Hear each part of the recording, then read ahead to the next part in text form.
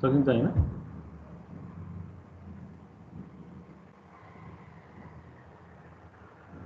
फ्रेमको न्युमेरिकलहरुमा केही छ confusion?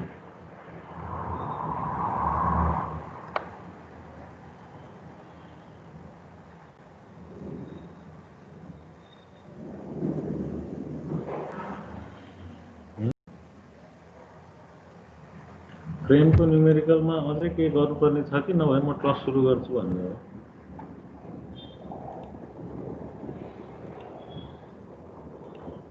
फ्रेमको numerical अझै गर्नुपर्छ कि ट्रस सुरु गरौँ?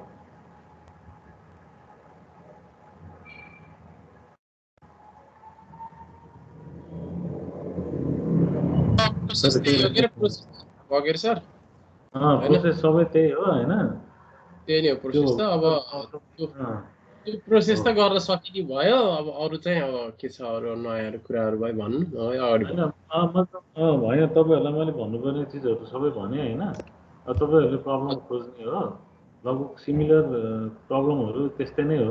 त्यही जोइन्टको रोटेसन अब जस्तै अब मैले चाहिँ सपोर्टको तपाईहरुलाई मैले गराउँदाखेरि चाहिँ सपोर्टको डिफ्लेक्सन भनेर गराए हैन? त्यो ठाउँमा चाहिँ अब तपाईहरुलाई के हुन सक्छ भने जस्तै अब सपोर्ट नभनेर यसरी सपोर्टमा नदिएर यसरी कुनै जोइन्टमा चाहिँ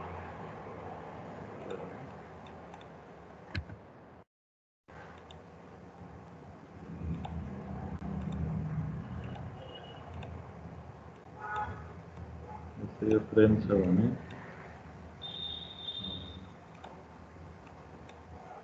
जोइन्टको चाहिँ डिफ्लेक्सन पनि सोध्न पायो है।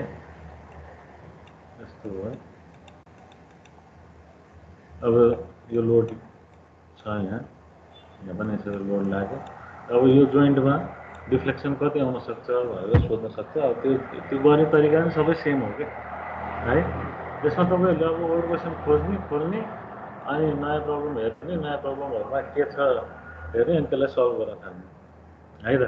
अब हामी ट्रस सुरु गरौँ। ट्रसको लागि पनि केही छैन। हाम्रो बेसिक फर्मुला भनेको के थियो भन्दाखेरि डिफ्लेक्सनको लागि फर्मुला हाम्रो के छ?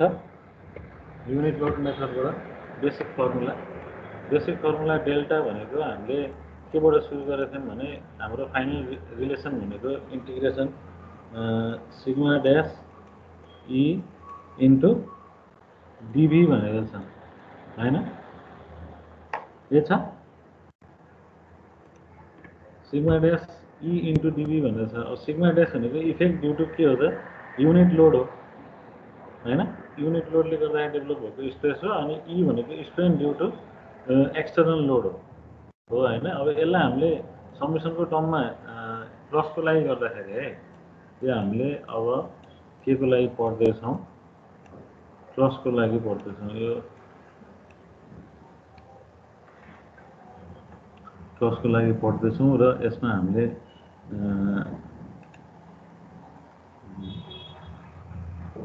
यो नोट हाले छैन है मैले। नोट हाल्दैन गएर तपाईहरुलाई अलि सजिलो हुन्छ नोट हालेको भए।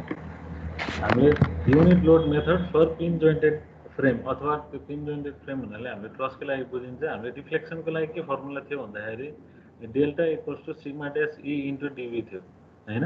र सिग्मा ड्यास भनेको के छ त? सिग्मा ड्यास भनेको stress develop due to unit load हो र ई भनेको strain due to applied load हो।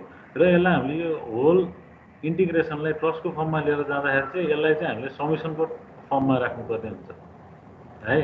यसलाई हामीले के को फर्ममा राख्नुपर्ने हुन्छ? समेसनको फर्ममा राख्नुपर्ने हुन्छ। र यो डिभीलाई हामीले समेसनको फर्ममा लगिसकेपछि एरिया इन्टु लेन्थको टर्ममा राखिन्छ। र अब यसलाई यो सिग्मा ड्यास र ईलाई चाहिँ हामीले अब लोडको टर्ममा राख्नु पर्यो। भनेको सिग्मा ड्यास भनेको इफेक्ट ड्यु टु के हो त? Stress develop due to unit load हो भने स्ट्रेस हो। स्ट्रेस भनेको के हुन्छ? लोड बाई एरिया हुन्छ हैन? लोड बाई एरिया हुन्छ भने हामीले युनिट लोडले गर्दाखेरि आएको लोडलाई जस्तै ट्रसमा जस्तै यस्तो ट्रस छ मानौ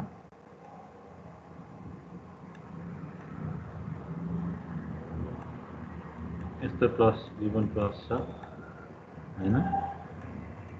यो ट्रस्टमा मलाई यो पोइन्टमा डिफ्लेक्सन चाहियो भने मैले यही पोइन्टमा लगेर चाहिँ के गर्छु त युनिट लोड लगेर राख्छु हैन। यो युनिट लोड लगाउँदाखेरि यो ट्रस्टको मेम्बरहरूमा डेभलप भएको मेम्बर फोर्स नै के हो त यो के फोर्स हो है। यो के फोर्स बाई एरिया गऱ्यो भने के आउने भयो त stress due to unit load हुने भयो। हरेक मेम्बरको चाहिँ हामीले के क्याल्कुलेट गर्नु पर्यो त के ड्यास बाई ए को भ्यालु क्याल्कुलेट गर्नु पर्यो। र अब यी स्ट्रेन छ, फेरि स्ट्रेन भनेको फेरि के हो त स्ट्रेन भनेको सिग्मा बाई ई हो हैन। सिग्मा बाई ई भनेपछि सिग्मा भनेको स्ट्रेस डेभलप ड्यू टु, यसमा सिग्मा ड्यास छ यसमा सिग्मा छ। सिग्मा भनेको stress develop due to external loading. अब यो ट्रसमा यही ट्रस छ भने यो ट्रसमा लोडिङ त जसरी नै आउन सक्यो। एक्सटर्नल लोड गिभन क्वेसनमा गिभन एक्सटर्नल लोडिङ चाहिँ कस्तो हुन सक्यो भन्दाखेरि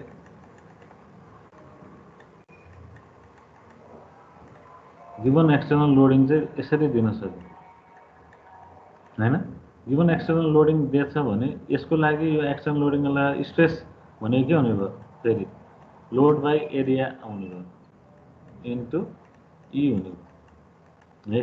यो पी भनेको के हो त यो एक्सटर्नल लोडिङ, जस्तै यहाँ 10 किलोन्युटनको लोड दिएछ यता 20 किलोन्युटनको लोड दिएछ भने यसले गर्दाखेरि यो हरेक मेम्बरमा डेभलप भएको एक्सियल फोर्स नै के हो त यो पी फोर्स हो हैन।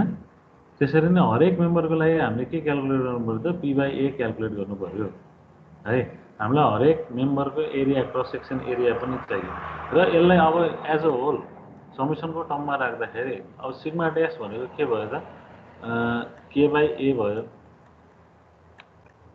इन्टु स्ट्रेन भनेको के हुने रहेछ त पी बाई एई हुँदो रहेछ, पी बाई एई हुँदो रहेछ।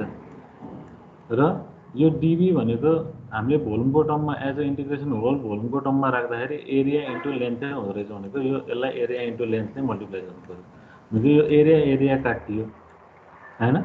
र यो पिएल बाई एई भनेको के छ फर्मुला हामीसँग चेन्ज इन लेन्थ छ। डेल एल भनेको के हुन्छ त पिएल बाई एई है। हामीलाई चाहिने भनेको डाइरेक्ट लोडिङले गर्दाखेरि ट्रसमा आउने लोडिङले गर्दाखेरि यो रिलेसन हाम्रो के आयो त अब यो रिलेसन भनेको के हुने भयो त समेसन के इन्टु पिएल बाई एई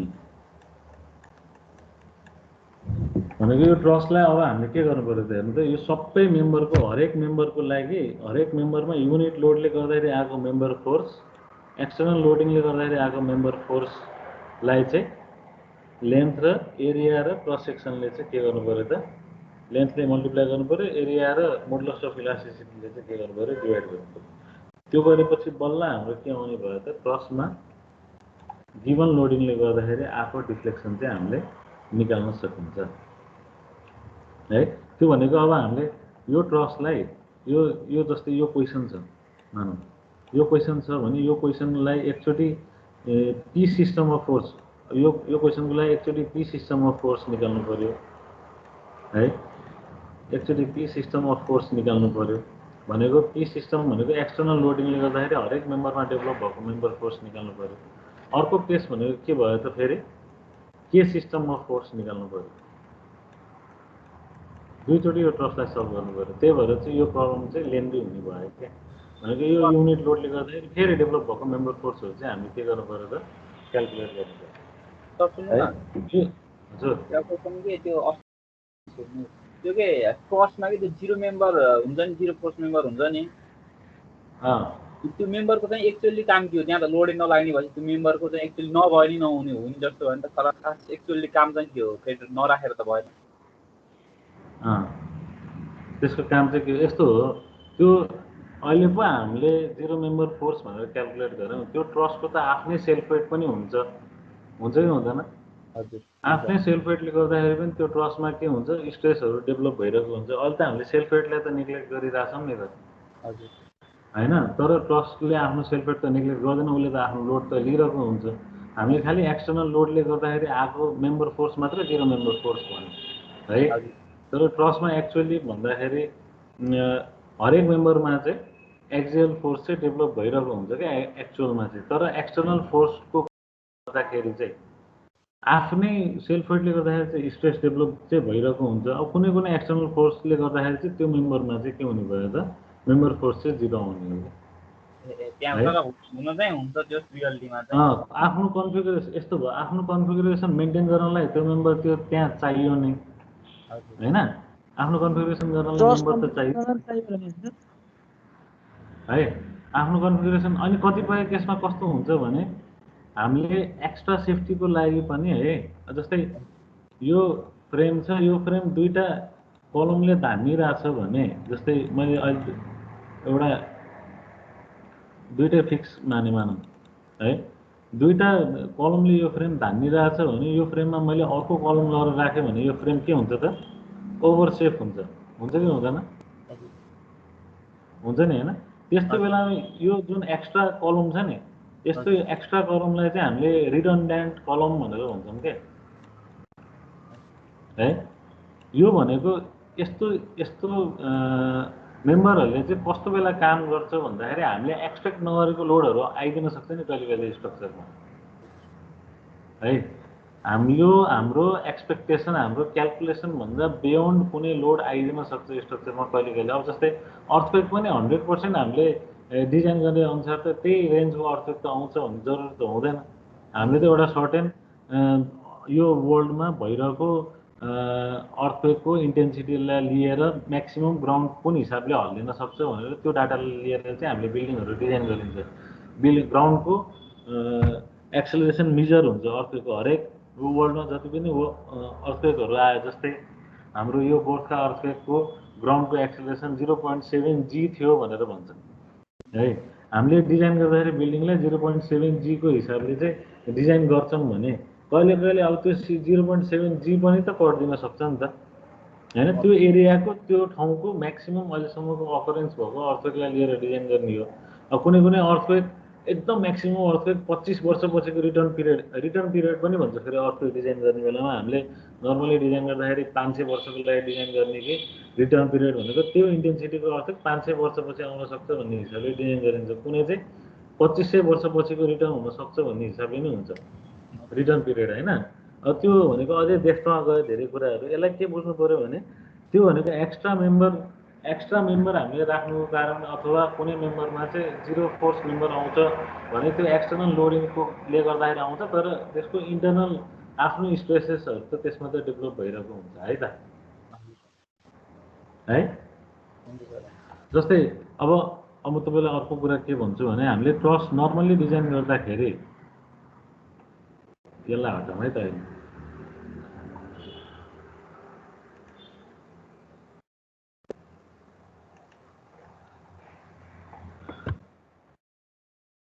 हामीले ट्रस नर्मली डिजाइन गर्दाखेरि कस्तो हुन्छ भने हाम्रो ट्रस टेन्टेटिभ यस्तो खालको हुन्छ। घरहरूको ट्रस देख्नुभयो होला नि तपाईँहरूले। अलिकति प्र्याक्टिकल कुरा गरौँ न होइन, कहिले कहिले त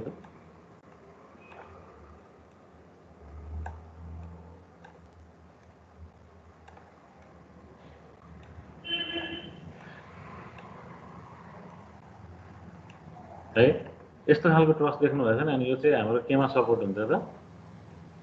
पिलरमा सपोर्ट हुन्छ। पिलर तलपट्टि हाम्रो फाउन्डेसन आउँछ है। रोक्नु है, मेरो फोन आयो, रोक्नु है। हेलो हजुर, नमस्कार, भन्नुहोस् न।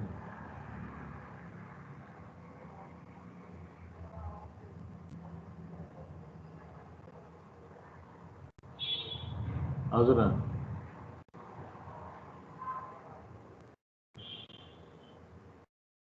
आजको चाहिँ काम फुटिङको काम चाहिँ कहिलेसम्म हुन्छ त काम? त्यो 2 बोराको काम भोलिसम्म हुन्छ? हुन्छ ल ल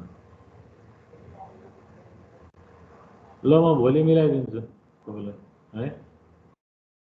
ल।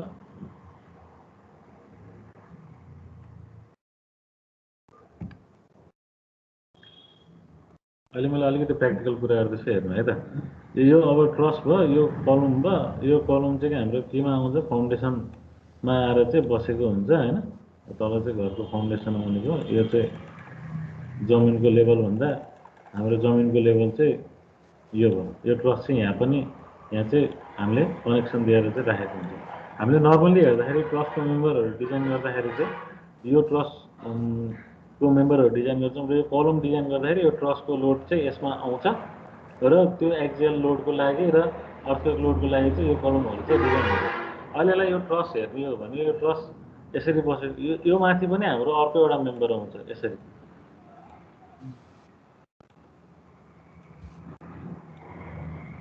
है। यो चाहिँ यहाँ टुप्पोमा रिज हुन्छ यसलाई। यो रिजमा एउटा नआएर चाहिँ यहाँनिर नर्मल्ली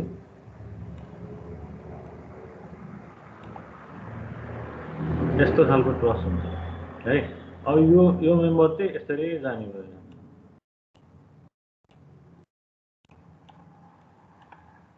एउटा ट्रस्टको फोल्डरै देखाउँछ है तपाईँहरूलाई। मेरो स्क्रिन देखिरहेको छ है?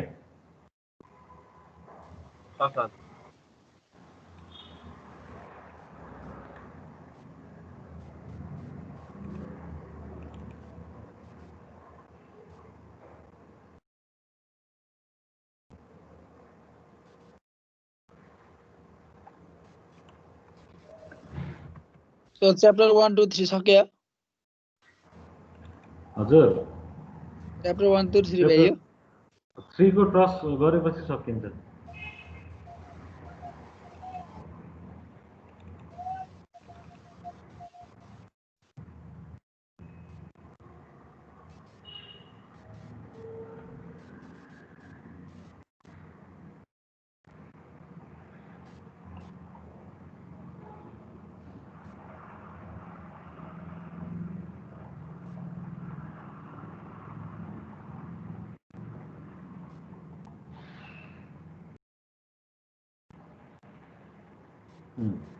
यो ट्रस्ट देखिएछ नि, यो मैले देखाएँ नि ट्रस्ट तपाईँलाई बनाएँ नि अघि होइन। यो ट्रस्टको हामीले एनालाइसिस गर्दाखेरि डिजाइन गर्दाखेरि यस्तरी मोडल बनाइन्छ क्या है। यस्तरी मोडल बनाउँछौँ। अनि यो जुन माथिपट्टिको ट्रस्टको मेम्बरहरू छ नि, यो ट्रस्टको मेम्बरको साइजिङ गर्दाखेरि चाहिँ हो यसमा यो देखिएछ नि होइन। यो ट्रस्टको मेम्बरको साइजिङ गरेको यसमा यो ट्रस्टको साइज कति राख्ने भनेर है। अब यसमा यो ट्रस्टमा आउने लोडिङहरू कन्सिडर गर्दाखेरि जस्तै यो ट्रस्ट छ, यसको 3D मोडल म तपाईँहरूलाई अघि भर्खर देखाएँ जस्तै यो चाहिँ यसको 3D मोडल है। यसको माथिपट्टिको यो मैले जुन यो फिगर बनाएँ नि, यो गोलो गोलो पाइप बनाएँ नि, यो यसरी जान्छ भनेर भने नि, यसको नाम चाहिँ पर्लिन हो है। यसको नाम चाहिँ के हो? पर्लिन हो। र यसको नाम बटम कड भन्छौँ हामीले यसलाई। यो बटम कड, यो चाहिँ टप कड भनेर भन्छौँ र यसलाई चाहिँ स्टट एन्ड टाई भनेर चाहिँ इन्क्लाइन मेम्बर भनेर भन्छौँ होइन। अब यो ट्रस्टमा आउने लोडहरू के हुन्छ त? हामीले त अहिले खालि एक्सटर्नल लोड मेम्बर फोर्स मात्रै राखेर चाहिँ ट्रस्टको डिजाइन गरिरहेका छौँ। एक्सटर्नल लोड पोइन्ट लोडको हिसाबले यो ट्रस्ट जस्तै हामीले न्युमेरिकल गर्दाखेरि यहाँनिर यो ट्रस्टको यो जोइन्टमा 100 किलोन्युटन लोड भनेर देखाउँछौँ होइन। अब एक्ज्याक्टमा यो लोड भनेको चाहिँ कस्तो खालको लोड हुनसक्छ भनेर भन्दाखेरि यो लोड भनेको कस्तो खालको लोड हुनसक्छ भने यो ट्रस्टमा अब यसरी पर्लिन जान्छ होइन। पर्लिन जाने भयो, पर्लिनमाथि के हुन्छ फेरि के बस्छ? जस्ता बस्ने भयो हाम्रो हो नि। त्यो सबै लोडहरू जस्तै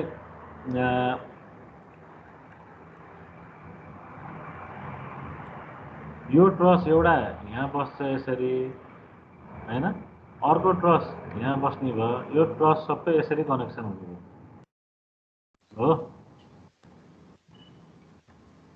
यसरी कनेक्सन हुने भयो भने चाहिँ अल्टिमेटली यसको माथि आएको जस्ता र यसको लोडहरू त सबै कहाँ ट्रान्सफर हुन्छ? यो हरेक जोइन्टमा चाहिँ के हुन्छ? ट्रान्सफर हुने त हो नि, हरेक जोइन्टमा ट्रान्सफर हुने हो है। हो, हरेक जोइन्टमा ट्रान्सफर हुने हो। यो जोइन्टमा ट्रान्सफर भइसकेपछि यो जोइन्टमा ट्रान्सफर भइसक्यो। यो जोइन्टको मेम्बर फोर्सहरू निकालिन्छ। त्यो मेम्बर फोर्सकै आधारमा चाहिँ बल्ल कत्रो सेक्सन चाहिन्छ त ट्रसको सेक्सन, जस्तै 1.5 इन्चीको पाइपले पुग्छ कि 2 इन्चीको पाइपले पुग्छ कि 3 इन्चीको पाइपले पुग्छ कि। अब सर्कुलर पाइप पनि युज गर्न पाइयो अथवा रेक्ट्याङ्गुलर पाइप पनि युज गर्न सकियो। अब एउटा चाहिँ के भयो, यसमा आएको जस्ताको लोडिङहरू, अब जस्ता त यसरी बस्न पनि सक्यो होइन, यहाँ यसरी बस्न सक्यो जस्ता, यसरी जस्ताहरू बस्छ। अनि त्यो माथि पनि मान्छेहरू हिँडिरहेको हुन्छन् कहिले कहिले, यो फिटिङ गर्नलाई नि त मान्छे हिँड्छन् कि हिँड्दैन हो, त्यो लोड पनि हुन्छ, त्यो लोड पनि कन्सिडर गर्नुपर्छ। त्यो चाहिँ अब एक्स्ट्रा भयो। डेड लोड भनेको जस्ताको लोडहरू भयो डेड लोड चाहिँ होइन। मान्छे हिँड्ने लोडलाई चाहिँ हामीले के भन्छौँ, लाइभ लोड भनेर भन्छौँ, त्यो लोड पनि कन्सिडर गर्छौँ। र एक्स्ट्रा यसमा ट्रसमा मेन आउने लोड भनेको चाहिँ के हो त, विन्ड लोड हो।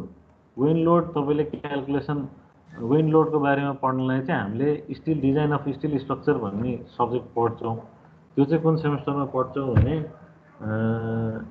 यसपछि तपाईँको स्ट्रक्चर 2 हुन्छ, त्यसपछि आरसिसी हुन्छ, त्यसपछि बल्ल design of still structure. RCC र स्टिल स्ट्रक्चर एउटैमा छ कि अर्को सेमेस्टरमा थाहा छैन मलाई होइन। तर विन्ड लोड चाहिँ पढ्नु पऱ्यो हामीले। विन्ड लोड पढ्दाखेरि विन्ड यताबाट आएको केसमा यो जस्तालाई कसरी उचाल्न खोज्छ होइन, यो ट्रसमा कसरी चाहिँ डिफ्लेक्सन आउँछ, विन्ड लोड यताबाट आएको केसमा, विन्ड लोड यताबाट आएको केसमा र विन्ड लोड यताबाट आएको केसमा को लागि चाहिँ हामीले के गर्छौँ, यो ट्रसलाई एनालाइसिस गर्छौँ।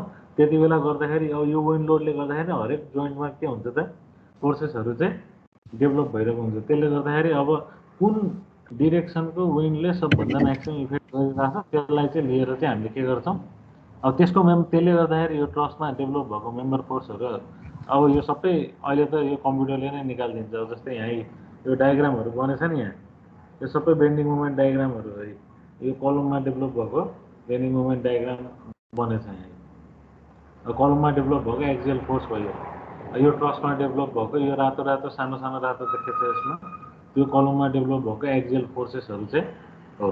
यसरी चाहिँ हामीले अहिले चाहिँ अब यो सबै फेरि इन्डिटर्मिनेट स्ट्रक्चर हो एनालाइसिस गर्ने भनेको है। त्यो भएको भएर अलिक बेसिक डिटर्मिनेट स्ट्रक्चरबाट सिक्दै गएपछि बेसिक कुराहरू पछि ल्यायो भने सजिलो हुन्छ है त। यसरी चाहिँ अरू लोडिङहरूको फ्याक्टरले गर्दाखेरि पनि चाहिँ त्यो मेम्बरमा चाहिँ के हुन्छ, मेम्बर फोर्स डेभलप भइरहेको हुन्छ। न कि एउटा लोडको इफेक्टले गर्दाखेरि 0 मेम्बर आयो भन्नेमा त्यो मेम्बरमा चाहिँ कहिले पनि मेम्बर कुनै आउँदैन भन्ने चाहिँ जरुरी हुँदैन क्या है त। ल यति भइसकेपछि हामी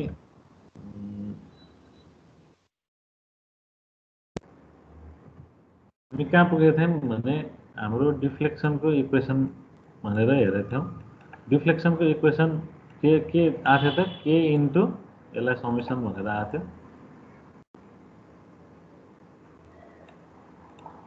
समेसन के इन्टु PL/AE भनेर हाम्रो डिफ्लेक्सनको इक्वेसन आयो। र यसलाई हामीले समेसन के इन्टु डेल यल भनेर राख्न सकियो। यसले गर्दाखेरि अब हामीले के गर्नु पर्यो त, मैले अघि नै भने हाम्रो ट्रस छ भने, गिभन ट्रस छ भने गिभन ट्रसको दुईटा केसको लागि चाहिँ हामीले के गर्नु पर्यो, हरेक मेम्बरको मेम्बर फोर्सहरू निकाल्नु पर्यो। एउटा चाहिँ पी सिस्टम अफ फोर्सेसको ले गर्दाखेरि ट्रसमा डेभलप भएको फोर्सेसहरू निकाल्नु पर्यो भने अर्को केस भनेको के हुन्छ त, के सिस्टम अफ फोर्सेस भनेको जुन ठाउँमा हामीलाई डिफ्लेक्सन चाहिएको छ त्यो ठाउँमा युनिट लोड लगाएर राखेर, जस्तै यो पोइन्टमा चाहिएको छ भने यसमा युनिट लोड लगाएर राखेर यसमा यो ट्रसमा डेभलप भएको चाहिँ हामीले के गर्नु पर्यो त, के फोर्सेसहरू निकाल्नु पर्यो है। जस्तै अहिले हामीले गर्ने इक्जाम्पल भनेको यो इक्जाम्पल छ मानौँ होइन, हामीले गर्ने इक्जाम्पल यो हो। यसमा चाहिँ के भनेछ भने फिगर सोज द, अहिले म तपाईँहरूलाई थ्योरी भ्याम अनि त्यसपछि न्युमेरिकल गरौँ है। यो ट्रसको एउटा न्युमेरिकल गरौँ अनि त्यति भएपछि हुन्छ। यसमा अब अरू पनि छ, अरू पनि इफेक्टहरू चाहिँ हामीले कन्सिडर गर्नुपर्ने हुन्छ। एउटा चाहिँ हाम्रो यो भनेको डाइरेक्ट लोडिङको केस भयो, के इन्टु समेसन के इन्टु, मैले के निकालेँ यहाँ, समेसन के इन्टु डेल यल। यस्तै छ अर्को इफेक्ट अफ मिसफिट भनेर, यो भनेको डाइरेक्ट लोडिङको केस भयो।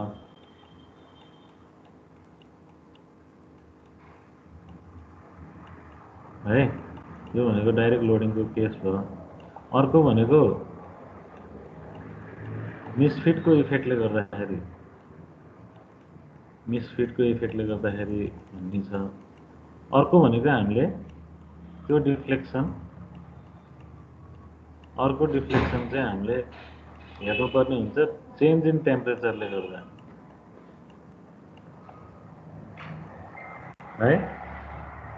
चेन्ज इन अब यिनीहरूको क्यालकुलेसन चाहिँ त्यस्तो खासै पर्दैन। हामीले यसमा हेर्नुपर्ने चाहिँ मिसफिट भनेको चाहिँ के हो भन्दाखेरि हामीले कुनै पनि ट्रस्टको मेम्बरहरू हामी त अहिले सामान्य घरको ट्रस्टको मेम्बरलाई भनेर हेऱ्यौँ, तर ठुल्ठुलो ट्रस्टको मेम्बरहरू के हुन्छ फ्याक्ट्रीमा त्यो मेम्बरहरू चाहिँ बनाउनु पर्ने हुन्छ है। मेम्बर बनाउँदाखेरि कहिले कुनै मेम्बरहरू जस्तै बटम कर्डको यो मेम्बर चाहिँ 3 mm चाहिने भन्दा सर्ट हुँदाखेरिको केस हुनसक्छ, अथवा यो मेम्बर चाहिँ के हुनसक्छ चाहिने भन्दा 3 mm 2 mm लङ हुनसक्छ, त्यो केसले गर्दाखेरि पनि हाम्रो स्ट्रक्चरमा के आउन सक्छ त त्यो केसको इफेक्टले गर्दाखेरि पनि हामीले चाहिँ डिफ्लेक्सन चाहिँ हेर्नुपर्ने हुन्छ। र अर्को केस भनेको चेन्ज इन टेम्परेचर हो। चेन्ज इन टेम्परेचरको इफेक्ट भनेको कुनै जस्तै बटम मेम्बर चाहिँ यति डिग्रीले राइज भयो र टप मेम्बर चाहिँ यति डिग्रीले राइज भयो भने त्यसको केसको लागि पनि हामीले के हेर्नुपर्ने हुन्छ इफेक्ट हेर्नुपर्ने हुन्छ। यसको लागि चाहिँ हामीले सिधै फर्मुला युज गर्ने हो के इन्टु मिसफिटलाई हामीले डेल एफले डिनोट गर्छौँ है। के इन्टु डेल एफले डिनोट गर्छौँ भने टेम्परेचरको लागि चाहिँ चेन्ज इन टेम्परेचरको लागि चाहिँ समेसन के इन्टु डेल टी भनेर चाहिँ हामीले हेर्छौँ है। यसमा हामीले प्रब्लममा हामीलाई मिसफिट यति एमएमले मिसफिट छ र यति डिग्रीले चाहिँ टेम्परेचर राइज भएको छ भनेर भनेको हुन्छ। यसको लागि अरू क्यालकुलेसन हामीले केही नै गर्नु परेन, गिभन भ्यालुलाई नै हामीले लगाएर राख्ने हो है। अब हामी प्रब्लमतिर लागौँ है। यसमा यो थ्योरीहरू पनि थ्योरीमा सरसर्ती मैले भनेको कुराहरू सबै त्यही नै हो। यसमा सिग्मा ड्यास के बाई ए गर्यो, फाइनल रिजल्ट समेसन के इन्टु डेल एल आयो। डेल एल भनेको extension certain of the member भयो। अब effect of temperature and misfit पनि दिएछ भने त्यो पनि कन्सिडर गर्नुपर्ने हुन्छ। त्यो कन्सिडर गर्दाखेरि सबै चिजलाई एकैचोटि कन्सिडर गर्ने भने सबैको सम गर्नु पऱ्यो, अथवा इन्डिभिजुअल छुट्टै क्यालकुलेसन गर्नु छुट्टै हामीले प्रब्लम दिएछ भने चाहिँ छुट्टै पनि हामीले रिजल्ट निकाल्न चाहिँ सकिन्छ। टेम्परेचर बढेछ भने हामीले पोजिटिभ लिन्छ, घटेछ यो चाहिँ साइन कन्भेन्सन भयो। बढेछ भने पोजिटिभ, घटेछ भने नेगेटिभ। र मिसफिट यसलाई अझै क्लियरली यहाँ लेखेको छ। टेम्परेचर बढेछ भने हामीले के गर्नु पर्यो पोजिटिभ भ्यालु पोजिटिभ लिइन्छ, घटेछ भने नेगेटिभ लिइन्छ। र मिसफिट टु लङ भनेर प्रब्लमले भनेछ भने मिसफिटलाई पोजिटिभ राखिन्छ, र टु सर्ट भनेर प्रब्लमले भनेछ भने त्यसलाई चाहिँ हामीले नेगेटिभ राखिन्छ। अब एउटा प्रब्लम हेरौँ, अहिलेलाई चाहिँ यो टेम्परेचर र मिसफिट नभएको प्रब्लम हो। यसपछि चाहिँ हामीले टेम्परेचर र मिसफिट भएको प्रब्लम हेर्छौँ होइन। के छ भने अब गिभन ट्रस यो छ है, गिभन ट्रस यो चाहिँ यो ट्रसमा जोइन्ट डीमा चाहिँ 100 किलोन्युटन लोड लागेछ।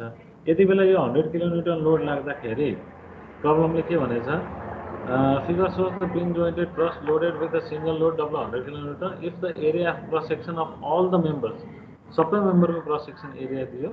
र यति बेला चाहिँ के भन्यो, what is the vertical deflection of point C भनेर। यो 100 किलोन्युटन यो लोड यहाँ लाग्दाखेरि यो ट्रस त डिफ्लेक्ट त अभियसली डिफ्लेक्ट हुने भयो भनेको यो पोइन्ट जोइन्ट सी त डाउनवर्ड डिफ्लेक्सन आउने भयो हैन। त्यति बेला यो ट्रसमा डेभलप भएको डिफ्लेक्सन, जोइन्ट सीमा डेभलप भएको डिफ्लेक्सन कति हुन्छ त भनेर सोध्यो है। जोइन्ट ईमा सोधेको भए जोइन्ट ईमा लगाएर हामीले युनिट लोड राखिन्छ। अहिले जोइन्ट सीमा चाहिँ डिफ्लेक्सन सोधेछ, हामीले जोइन्ट सीमा लगाएर चाहिँ राख्नुपर्ने हुन्छ। अब यसको लागि के गर्नु पर्यो त, के गर्नु पर्यो, अब यो ट्रसलाई दुईचोटि सल्भ गर्नु पर्यो। यो ट्रसलाई सल्भ गर्न सकिन्छ?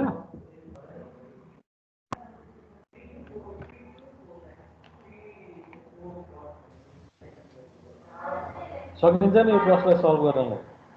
मेम्बर फोर्सहरू निकाल्न सकिन्छ यो ट्रसलाई, यो ट्रसको सकिन्छ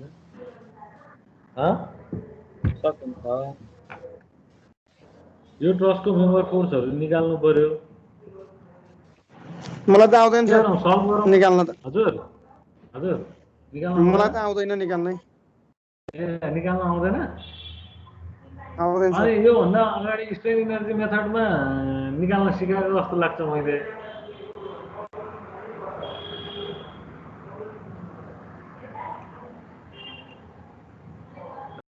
कसलाई निकाल्न आएन भन्नु क्लास लिनु भएको थिएन र स्ट्रेन इनर्जी मेथडमा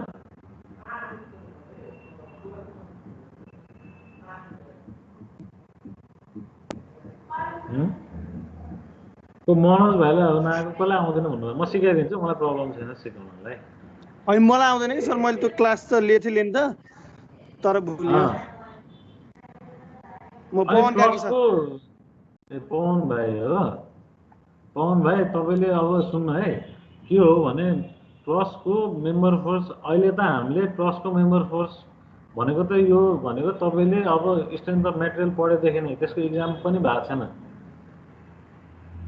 है म मेम्बर फोर्स निकाल्न चाहिँ सिकाउँछु तर यो भनेको बेसिक चिज यो जानेन भने यो पछाडिको तपाईँले क्यालकुलेसन गर्न कसरी सक्नुहुन्छ सकिँदै सकिँदैन हामीले त यो ट्रस्टलाई अब आँखा चिम्म गरेर सल्भ गर्न सक्ने क्यापेसिटी डेभलप हुनुपर्छ नभए त यो मेम्बर फोर्स निकाल्नलाई टाइम लाग्यो भने त यो पछाडिको कहिले भ्याउने भ्याइँदैन नि त होइन हेर्नु त यो ट्रस्ट कति लामो छ यहाँ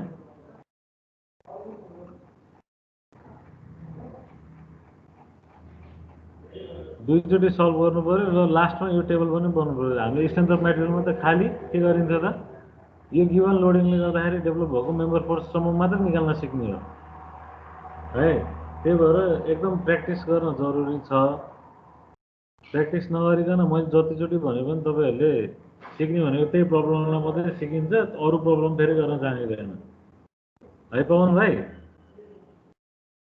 ओके सर है त मैले तपाईँहरूलाई अस्ति नै भनेको थिएँ प्र्याक्टिस भन्ने कुरा लाइफमा हरेक कुरामा लागु गर्नु क्या तपाईँहरूले पढाइ भन्ने कुरामा मात्रै प्र्याक्टिस छैन सबै कुरामा जे चिज गर्दैछ त्यो चिजलाई चाहिँ डिभोटेड भएर गऱ्यो भने बल्ल त्यो चिजमा सक्सेस पाइन्छ है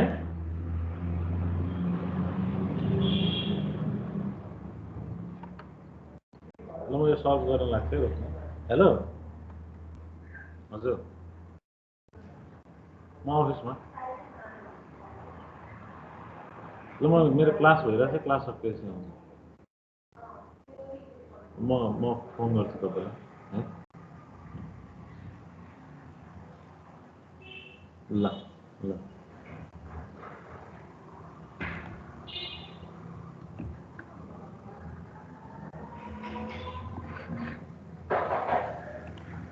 ल यो गिभन लोडिङको लागि चाहिँ म तपाईँहरूलाई चाहिँ मेम्बर फोर्स निकाल्नको लागि भनिदिन्छु अनि गिभन लोडिङ पछि युनिट लोड राखेर चाहिँ तपाईँहरूले आफैले पवन भाइ सुन्नुहुन्छ आफैले सल्भ गर्नु पर्यो जबसम्म आफैले कन्सेप्ट लिएर कुनै पनि चिज सल्भ गर्न सकिँदैन तबसम्म चाहिँ अगाडि बढ्न सकिँदैन है ल यो हेरौँ है त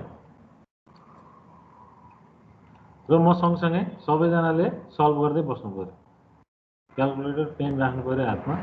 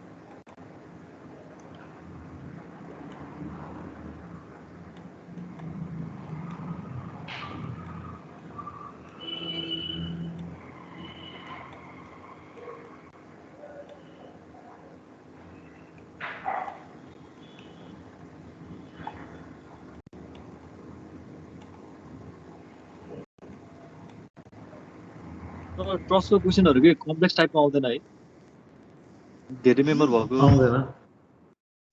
आउँदैन यसपछि हामी अर्को एउटा प्रब्लम पनि हेर्छौँ त्यसमा जिरो मेम्बर फोर्सहरु चाहिँ प्रब्लम हेरेरै गर्न त यसमा मेन कुरा के हो भने अब कतिपय केसमा जिरो मेम्बर फोर्सहरु चाहिँ हामीले हेरेरै लेखिदिनु पर्ने हुनसक्छ हैन सकेसम्म यो मेम्बर फोर्सहरु चाहिँ एकदम कसरी हुन्छ कम हुने हिसाबले गर्यो भने एक्जाममा टाइम चाहिँ सेभ हुन्छ नभए तपाईलाई यही प्रब्लम गर्नलाई 1.5 घण्टा लाग्छ एक्जाममा यही अहिले हामी जुन प्रब्लम गरिरहेका छौं यो प्रब्लम गर्नलाई 1.5 घण्टा लाग्छ हात छिटो चलेन भने हात छिटो चल्नेले यो प्रब्लम आधा घण्टामा भ्याउनु पर्छ नभए भ्याइदैन है मैले त्यो भएर टाइम एन्ड अगेन के भन्नु छ सकेसम्म सर्टकट युज गरेर चाहिँ प्रब्लमहरुलाई सल्भ गर्न सक्ने क्यापासिटी चाहिँ बिल्डअप गर्नु पर्यो स्ट्रक्चरमा चाहिँ है त्यो भनेको तपाईहरुले क्वेशन जति हेर्नुहुन्छ त्यति नै त्यो क्वेशनको बारेमा आइडिया डेभलप हुन्छ हैन जति धेरै क्वेशन हेर्यो त्यति नै क्वेशनहरुको बारेमा आइडिया डेभलप हुन्छ अनि बल्ल हामीले चाहेको स्पिडले चाहिँ काम गर्न सकिन्छ के थाहा हुन्छ नि त कुन अब कतातिर यो फिगर हेर्यो सपोर्ट ए मा बढी रिएक्सन आउँछ सपोर्ट बी मा के हुन्छ त कम रिएक्सन आउँछ भनेर दिमागमा पहिले माइन्डसेट गरिसक्नु पर्यो के सेक्सन काटेर गरे नि त हुन्छ होला नि है हजुर सेक्सन काटेर गर्थ्यौं नि हामीले पहिला त्यसरी गरे नि त हुन्छ होला नि है जुन छिटो लाग्छ त्यही हिसाबले गर्नुस् है मैले चाहिँ अब यही हिसाबले गरेर चाहिँ यही हिसाबले गराउँछु हैन यसमा रिएक्सन आउने भयो आरए बाहिर आरबी बाइ रिएक्सन आउने भयो है आरए बाहिर आरबी बाइ आउने भयो अब मैले त्यही भने नि अहिले तपाईलाई अब यो 100 किलोन्युटन लोड ए सपोर्टको नजिक छ भने ए मा बढी रिएक्सन आउने भयो बी मा चाहिँ थोरै रिएक्सन आउने भयो भनेर माइन्डसेट गरेर राख्नु पर्यो क्याल्कुलेसन गर्ने बेलामा है अब यहाँ रिएक्सन एउटा 85 यहाँ रिएक्सन 15 निकाल्ने यहाँ 85 निस्कियो भने त के भयो यतिकै बिग्रियो त्यो थाहा पाउनु लोड जता जुन सपोर्टको नजिक छ त्यतातिर के हुन्छ बढी रिएक्सन डेभलप भइरहेको हुन्छ त्यतिकै प्र्याक्टिकली पनि हामीले हेर्न सकिन्छ गर्न सकिन्छ है अब summation moment at B equals to 0 गरौँ यो डिस्टेन्स कति हुन्छ यो इक्विलेटरल छ भने के हुने भयो यो ठ्याक्कै 2 मिटरमा लाग्ने भयो नि यसको हो यो डिस्टेन्स कति हुन्छ यहाँदेखि यो लोडको एक्ट गरेको डिस्टेन्स यो 2 मिटर हुन्छ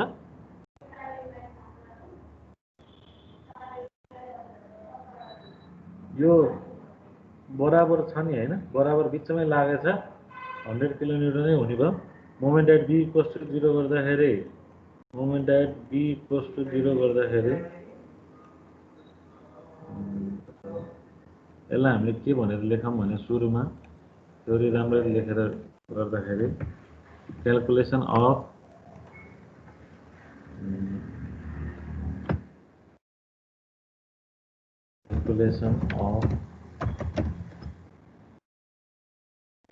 the system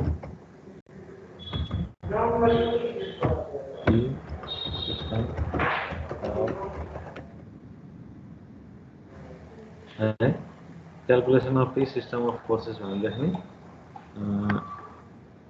त्यो गर्दाखेरि क्याल्कुलेसन अफ रिएक्सन चाहिँ हाम्रो सानो टपिक भयो क्याल्कुलेसन अफ रिएक्सन गर्दाखेरि summation moment at B equals to 0 गर्दाखेरि के हुने भयो क्लकवाइज पोजिटिभ गर्छौँ हामीले बी गरे नि भयो ए गरे नि भयो के फरक परेन है त्यो गर्दाखेरि आरएवाई इन्टु यो डिस्टेन्स भनेको 8 भयो हैन आरएवाई इन्टु 8 यसले क्लकवाइज मोमेन्ट दिइरहेको थियो पोजिटिभ भयो र 100 ले एन्टी क्लकवाइज दिइरहेको छ भने माइनस 100 इन्टु कति हुने भयो त 100 इन्टु 456 हुने भयो यसले एन्टी क्लकवाइज मोमेन्ट दिइरहेको इक्वल्स टु 0 आरएवाईको भ्यालु कति आयो त कति आउँछ यो गर्दा 75 सर। आरएवाई आयो 75 किलोन्युटन हो। अब यो आरएवाई 75 आउने बित्तिकै आरबीवाई सिधै हामीले लेख्न सक्यो नि। देयरफोर आरबीवाई इक्वल्स टु के गर्न सकियो त हेर त। देयरफोर आरबीवाई इक्वल्स टु माथिबाट 100 किलोमिटर लोड लागेको छ, तलबाट त्यसलाई दुईटा मेम्बर छ भने 100 माइनस के गर्न सकियो आरएवाई गर्न सकियो हैन। 100 माइनस आरएवाई भनेको 75 गरेर सिधै हामीले 25 लेख्न सकियो के।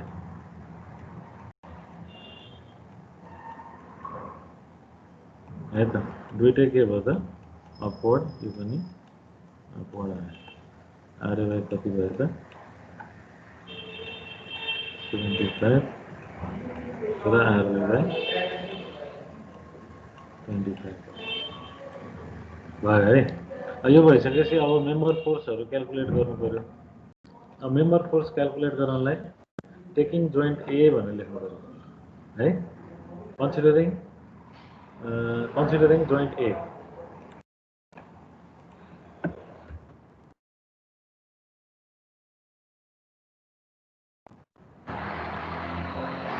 जोइन्ट एलाई कन्सिडर गरौँ है त। जोइन्ट एलाई कन्सिडर गर्दाखेरि हाम्रो जोइन्ट ए को फिगर बनाउनु पर्यो।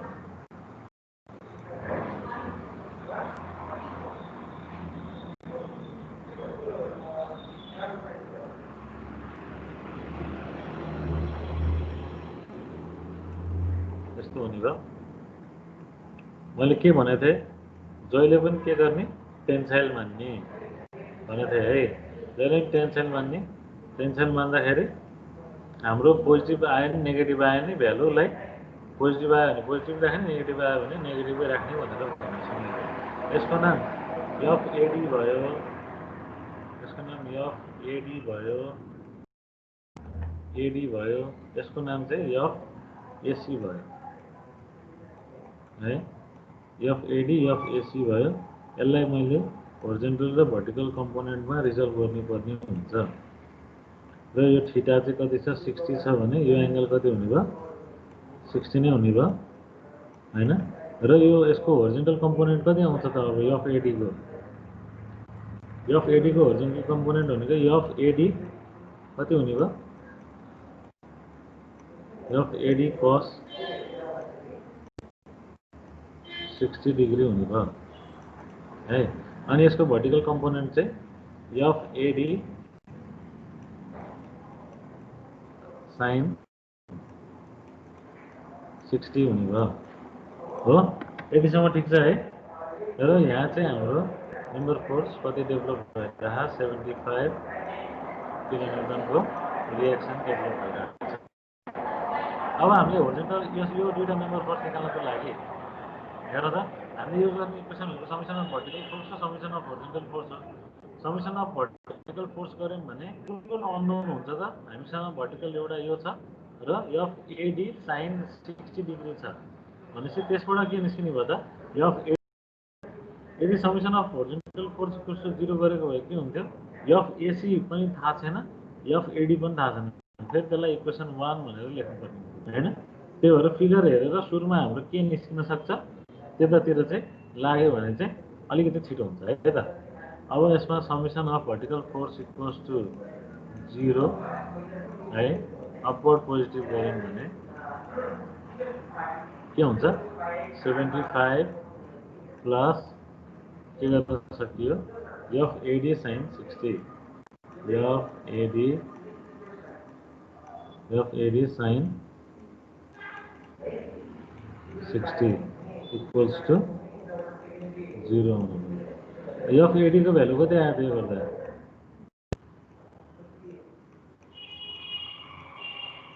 एफ एडी को भ्यालु क्याल्कुलेट गर्नु त माइनस 86.60 माइनस 86.6 आयो है। यो यति किलोन्युटन आयो। यसलाई यतिकै राख्दैन केही फरक परेन है त।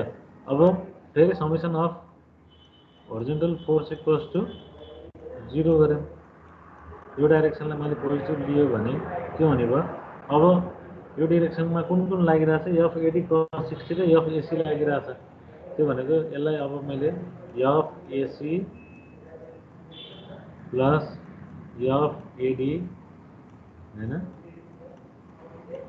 F A D cos 60 equals to cos 60 equals to के गर्नु पर्यो त 0 गर्नु पर्यो है अब यो गर्दाखेरि एफ एसी भनेको अननोन छ है एफ एसी भनेको अननोनै भइहाल्यो एफ एडी भनेको कति छ एडी को भ्यालु त राख्न मिल्यो नि त हामीले मिल्यो एफ एडी को भ्यालु कति आछ -86.6 भनेको -86.6 cos 60 equals to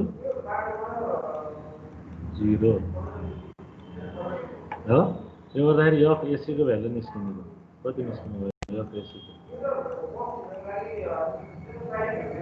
कति निस्क्यो एफ एसी को भ्यालु 43.3 किलोन्युटन है यो भनेको 43 किलोन्युटन निस्क्यो यसरी चाहिँ हामीले जोइन्ट ए लाई लिएर चाहिँ एफ एडी र एफ एसी को चाहिँ भ्यालु निकाल्न सक्यौं है अब यसपछि हामीले जोइन्ट डी लियौं है त जोइन्ट डी लिँदाखेरि यो एफ एडी निकालिसकेछौं हामीले यो र यो दुईटा मेम्बर चाहिँ अननोन हुन्छ हामीले दुईटा मेम्बर अननोन भएको जोइन्ट चाहिँ लिनुपर्ने हुन्छ है त है जोइन्ट डी लिएर हेरौँ है त जोइन्ट डी लिएर हेर्दाखेरि जोइन्ट डी को फिगर बनाउँदा कस्तो बन्यो यस्तो यस्तो यस्तो र यहाँ 100 किलोमिटरको लोड सर हजुर म त हस्पिटल जानु पर्ने भयो सर भर्खर ठुलोवालाई पिसिआर टेस्ट गर्न लानु पर्ने भयो कसले हो को हो तिमी पवन कार्की सर मनोज हो पवन कार्की सर हेलो हैन सर म हैन म बोलेकै छैन म हो कि सर पवन कार्की म ठुलोवाले लिएर हस्पिटल जानु पर्ने भयो सर तिमी मनोज आचार्य हैन बोलिरहेको हैन के हैन सर म हैन पवन कार्की राजा कार्की त 2 मिनेट हैन नि क्लास डिस्टर्ब नगर अथवा त्यति बिदामा आएको फोन हेडसेट किन भनिराख्नु पर्दैन चुप लाएर जानु त भन्नु नै पर्दैन नि क्लास डिस्टर्ब गर्नै पर्दैन नि एउटा कुरा म सुन्नु है मलाई यस्तो गरेको अलिकति हैन इमर्जेन्सी छ जानु त्यो समस्या भएन तर आफ्नो साथीको नाम लिएर अथवा के गरेर क्लासलाई अलिकति डिस्टर्बिङ यदि त्यस्तो हुन्छ भने होल क्लासलाई नै मैले यो यसको रिजल्ट चाहिँ दिन्छु है फेरि त्यो कुरा चाहिँ विचार गर्नु मसँग म राम्रो कुरामा चाहिँ पवन कार्की हो सर पवन कार्की अरु कोही बोले हैन हैन सुन्नु न मेरो कुरा सुन्नु मेरो मैले के भने चाहिँ मलाई क्लासमा अब तपाईले क्लासमा पनि त्यस्तो डिस्टर्ब भयो भने यसरी भनिरहेको केसमा मैले यो भन्नु जरुरी थिएन त्यही नै तपाईहरुलाई मैले अझै बुझाइराछु यो कुरा किनभने यो चाहिँ मैले तपाईहरुलाई पढाइसकेको कुरा हो अस्ति भर्खरै है अर्को साथीको नाम लिएर मैले यहाँ चिन्दिन भन्दा पनि जसले गरे पनि होल क्लासलाई नै यसले असर गर्छ किनभने मैले यो पोर्सनै मैले स्किप गरिदिन्छु आज क्लासै हुँदैन भोलि मैले अर्को च्याप्टरबाट सुरु गरिदिन्छु है त्यो भएर अब सामान्य कुरामा जिस्किने यता उता गर्ने भन्ने कुरा ठिकै हो पढाइको कुरामा यसरी जिस्कियो भने चाहिँ अलिकति मलाई पनि ठिक लाग्दैन के फेरि है भोलि गएर सरले यो क्लासै लिनु भएन भनेर भन्नुहुन्छ नि म एडमिनिस्ट्रेसनमा चाहिँ खबर गरिदिन्छु यस्तो यस्तो भयो भनेर मलाई यो क्लास चाहिँ मैले स्किप गरिदिन्छु म अर्को त्यसपछि अनि अर्को च्याप्टर 4 बाट सुरु गर्छु है त्यही भएर कसैले पनि अरू साथीको नाम लिएर जिस्किने यताउता गर्ने भनेर चाहिँ नभन्नु किनभने एक्जामले गर्दाखेरि होल क्लासलाई नै असर पर्छ बरु सबैजना मिलेर चाहिँ जसले गरेको त्यो साथीलाई चाहिँ सम्झाउनु होला है त कन्टिन्यू गरौँ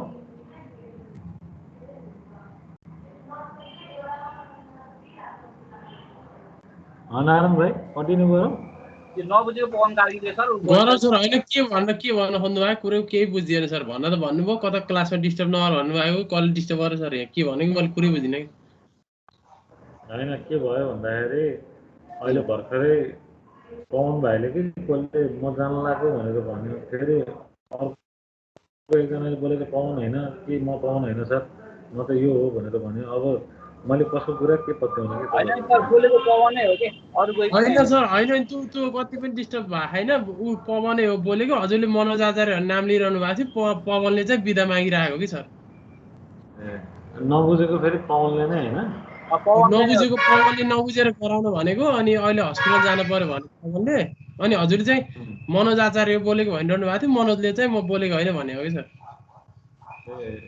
होइन जोस् मैले त्यो त्यति भने पनि त्यो कुरा चाहिँ सबैजनाले थाहा पाइराख्यो भने राम्रो भयो नि त होइन मैले हस् सर हस् अब नर्मल्ली गरौँ सर होइन नर्मल्ली क्लास स्टार्ट हुँदाखेरि चाहिँ यो कुरा भनिरहेको हुन्थ्यो अब तपाईँहरूसँग भन्ने मौका पाएको थिएन आज मौका पाएँ है त ल यसलाई हेरौँ है इट्स ओके सर त्यस्तो होइन केही नै भएको छैन त्यस्तो है यो 100 किलोन्युटन लाग्दाखेरि अब यो मेम्बरलाई चाहिँ मैले के भन्नु पऱ्यो त अब एफएडी भनेर भन्नु पऱ्यो है र यो मेम्बरलाई चाहिँ मैले एफडिई र यो चाहिँ एफ के हुने भयो डिसी हुने भयो है अब यसलाई पनि रिजल्भ गर्नु पऱ्यो यसलाई रिजल्भ यो यसरी रिजल्भ हुने भयो यो रिजल्भ यसरी हुने भयो भने अब यो एङ्गलहरू कति कति छ त एङ्गलहरू चाहियो हामीलाई त जस्तै मैले यो एङ्गल लिएँ भने यो एङ्गल कति छ यो एङ्गल कति छ यो एङ्गल कति हुन्छ भन्नु त 60 हुन्छ होला नि सबै यो एङ्गल 60 भयो भने यो एङ्गल कति हुन्छ 60 यो एङ्गल पनि 60 नै हुन्छ हैन यो 60 भयो भने यो कम्पोनेन्ट कति हुन्छ यसको यो कम्पोनेन्ट मैले यसलाई यो होरिजन्टलमा रिजल्भ गरेँ भने एफएडी cos 60 हुने भयो है यो एफएडी cos 60 हुने भयो र यो कम्पोनेन्ट चाहिँ एफएडी के हुने भयो sin 60 हुने भयो है अब यो 60 भएपछि यो पनि 60 नै हुने भयो यो भनेको यसको होरिजन्टल कम्पोनेन्ट एफडीसी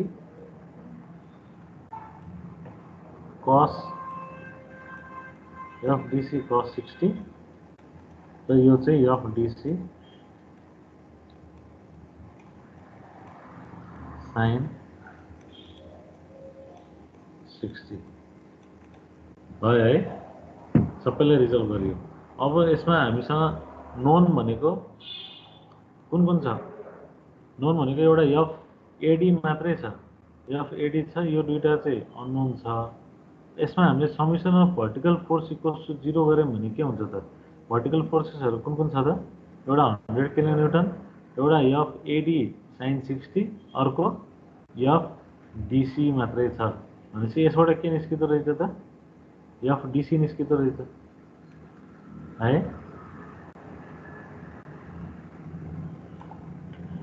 अनि summation of vertical force equals to 0 के गर्नु पर्यो अपवर्ड पोजिटिभ गर्नु पर्यो भने सबै अब यसमा कम्पोनेन्टहरु नेगेटिभ लेख्नु पर्यो है हेर्नु त यो 100 नेगेटिभ हुने भयो -100 यो पनि नेगेटिभ हुने भयो माइनस एफएडी sin 60 हुने भयो यो पनि नेगेटिभ हुने भयो डाउनवर्ड छ minus FDC sin 60 equals to 0 भयो अब यो 100 को ठाउँमा 100 भयो हामीसँग नोन भनेको एफएडी छ एफएडी को भ्यालु कति राख्ने एफएडी को भ्यालु कति राख्ने -86.6 -86.6 नै राख्नु पर्यो है हामीले टेन्सरले मार्छौँ यहाँ आन्सर चाहिँ आउनु चाहिँ कम्प्रेसिभ आछ हैन minus 86.6 sin 60 minus f dc sin 60 equals to 0 यसबाट के निस्किने भयो f dc निस्किने भयो कति निस्किन्छ f dc निस्किनु पर्यो 20 minus 28.87 आउँछ हेर्नु भयो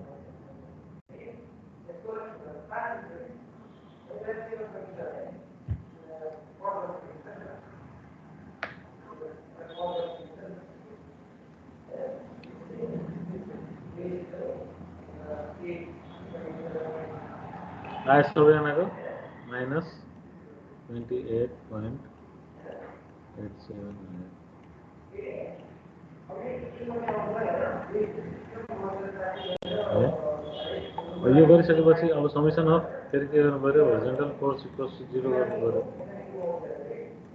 यो डिरेक्सनमा पोजिटिभ मान्यौँ हामीले त्यो भन्दाखेरि यो डिरेक्सनमा कुन कुन लागेको छ एफ डिई यसको नाम एफ यो डिई हो नि है एफ डिई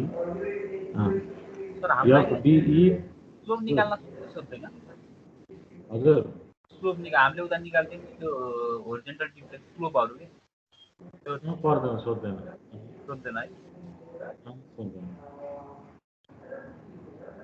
है है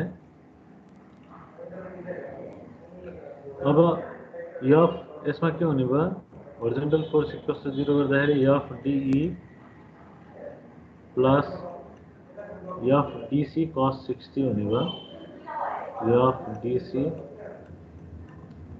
एफ डिसी cos 60 हुने भयो र अर्को के छ यो डिरेक्सनमा छ अपोजिट डिरेक्सनमा छ यो डिरेक्सनलाई हामीले पोजिटिभ मानेछौँ हैन अर्को अपोजिट डिरेक्सनमा लागेछ भने यो के हुने भयो माइनस एफ एडी cos 60 हुने भयो माइनस एफ एडी cos 60 हुने भयो इक्वल्स टु 0 हुने भयो यसबाट के निस्किने भयो एफ डिई निस्किने भयो कति निस्किन्छ एफ डिई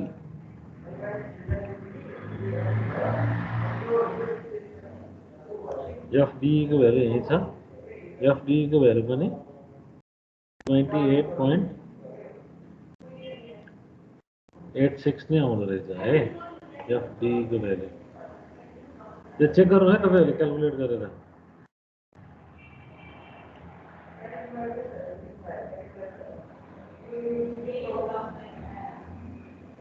minus 28.86 kilometer.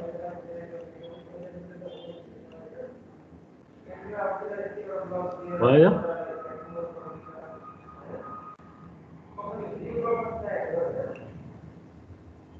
यो त्यसमा भयो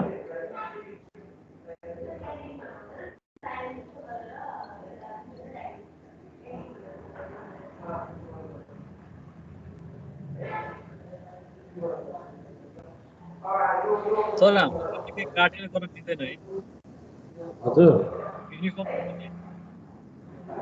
युनिफर्म के अरे युनिफर्म छैन यो ट्रस है किनभने टीमा 100 किलोमिटर मोड लाग्छ नि यतापट्टि सिमेट्रिक छैन सिमेट्रिक केस आयो भने त्यसले गर्दा अलिक सजिलो हुन्थ्यो अलि सिमेट्रिक छैन यो केस है हामीले एफडी भन्छ फिगर छ लोड छैन सिमेट्रिक अहिले 1 किलोमिटर लोड राख्दाखेरि चाहिँ सिमेट्रिक हुन्छ है यो र यो भयो निकाल्यौं हामीले यो र यो निकाल्यौं सर सही हो है अब जोइन्ट सी मा र जोइन्ट बी मा गर्यो भने हाम्रो ट्रस सकिन्छ है जोइन्ट सी मा गरौँ है त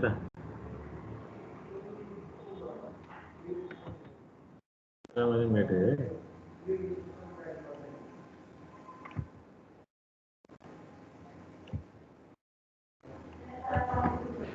अब जोइन्ट सीमा गर्दाखेरि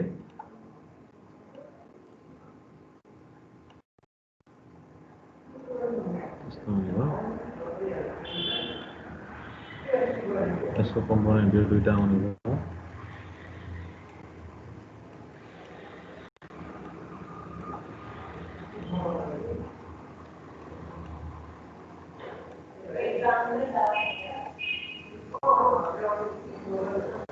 यो 60 हुने भयो भने यसको नाम FCE cos 60 हुने भयो हैन cos 60 यो FCD भयो यो FCA भयो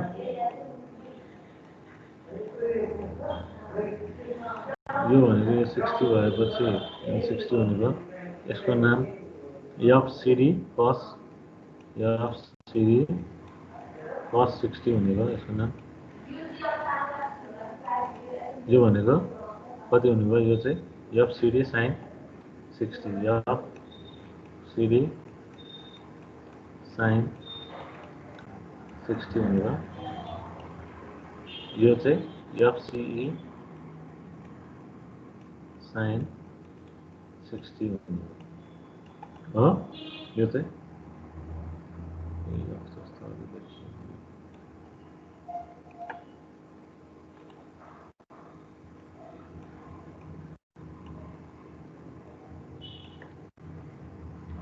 FCD sin 60 यति भइसकेपछि यसमा हाम्रो नोन भनेको यो र यो नोन छ दुईटा यो र यो दुईटा अननोन निकाल्नु पर्यो हामीले यसमा summation of vertical force equals to 0 गर्यो भने के हुन्छ त हेरौँ त एउटा यो छ यो नोन हो हाम्रो यो चाहिँ के हो त अननोन हो भर्टिकल यो दुईटा मात्रै छ summation of vertical force equals to 0 गर्यौँ भने भर्टिकल के हुने भयो त FCD sin 60 FCD sin 60 plus अर्को भनेको FCE sin 60 FCE sin 60 equals to के हुने भयो 0 हुने भयो हैन यसबाट के निस्किने भयो त FCE निस्किने भयो FCE को भ्यालु कति निस्किन्छ FCE को भ्यालु पनि 28.87 नै आउँदो रहेछ FCE को भ्यालु पनि 28. यो पोजिटिभै छ हैन पोजिटिभ टेन्साइलले आउँदो रहेछ 28.87 आउँदो रहेछ यो भ्यालुहरु राख्नु है यहाँ पोजिटिभ छ भने CD को भ्यालु हाम्रो के आको FCD र FDC भनेको सेम हो त्यो भनेको -28.87 आथे यहाँ -28.87 sin 60 राखेपछि यो उत्तर आउँदाखेरि पोजिटिभ भयो त्यही भएर यो भ्यालु के आयो त पोजिटिभ आयो है FCE आयो अब यो FCE आइसकेपछि summation of vertical force equals to 0 गर्यौं भने त्यसपछि हाम्रो FCB को भ्यालु हुन्छ summation of vertical force equals to 0 यो डाइरेक्सन पोजिटिभ भएपछि के हुने भयो त FCB प्लस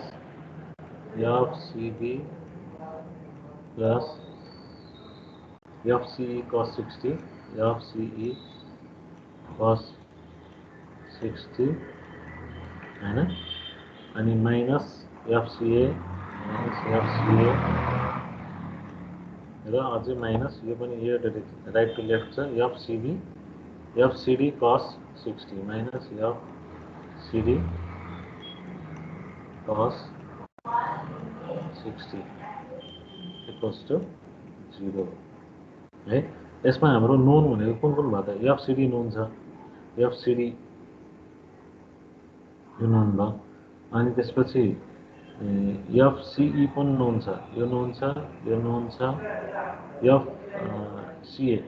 FCA पनि नोन छ हामी सुरुमा निकालिसक्यौँ यो सबै भ्यालुहरु ल राख्नुस् है त्यो गर्दाखेरि यसमा के आउने भयो FCB निस्किने भयो हो सबैजनाले लेखिरहेको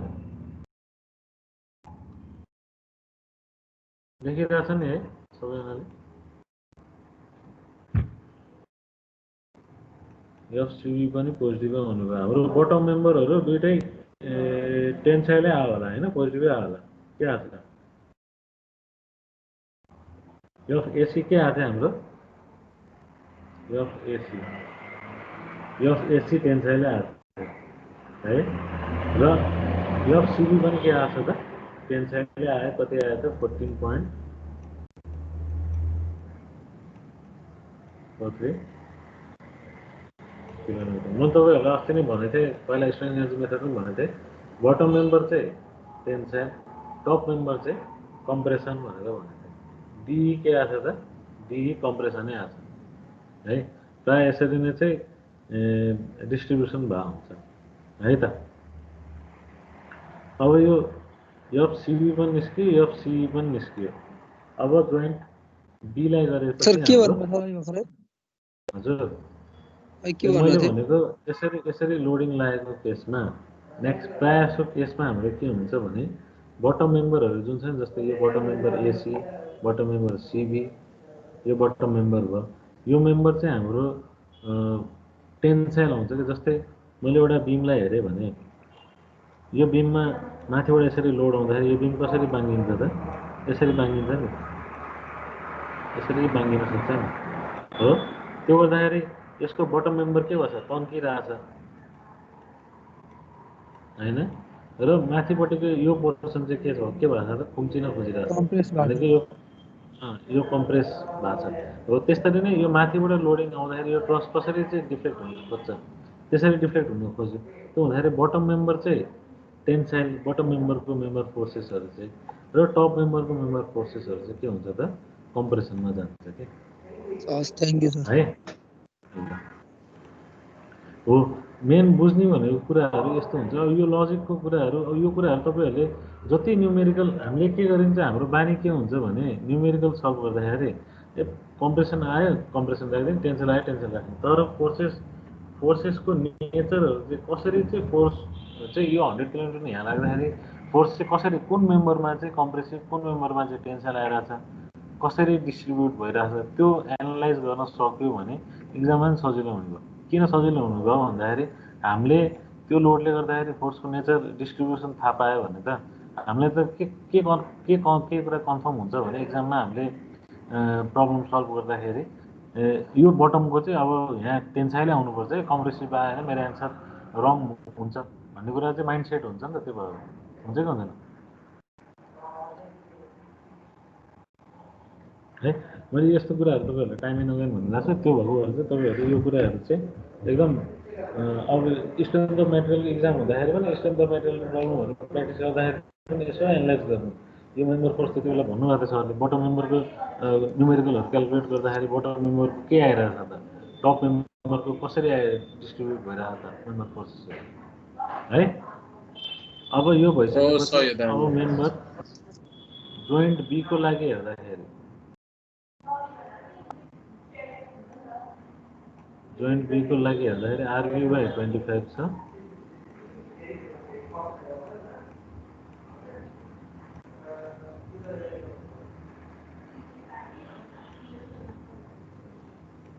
यो भनेको यो कम्पोनेन्ट के हुने भयो? RBE sin 60 हुने भयो। R भन्दा नि F भनौँ न यसलाई है।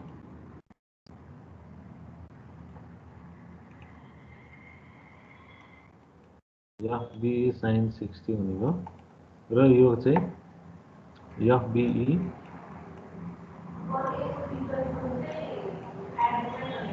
cos 60 हुने भयो है। यो चाहिँ हजुर 8.86 नै आयो है मेरो त। कति आछ?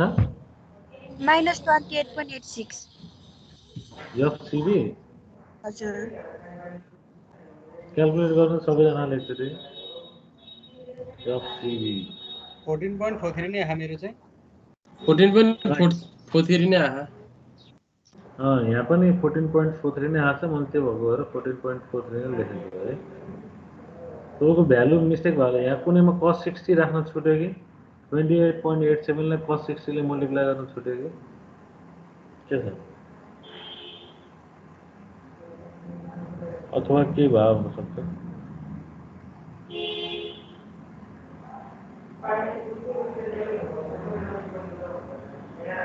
यसरी फेरि गर्नु है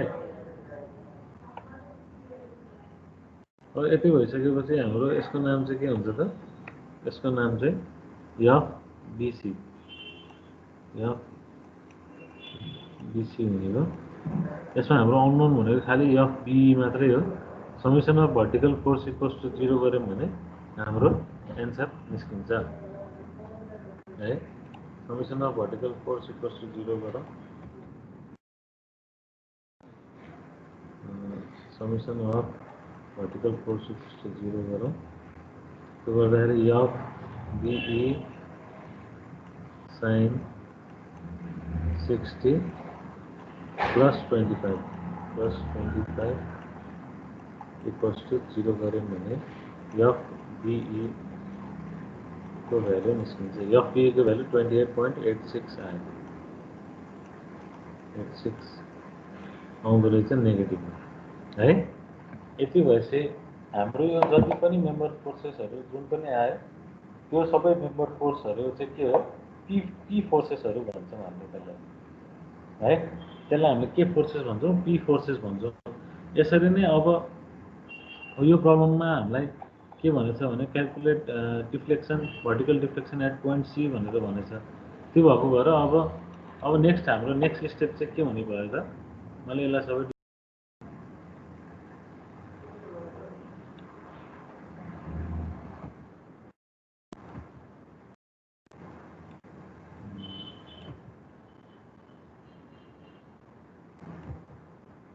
के गर्नु पर्यो भने यसमा यो 100 किलोन्युटन यो हट्ने भयो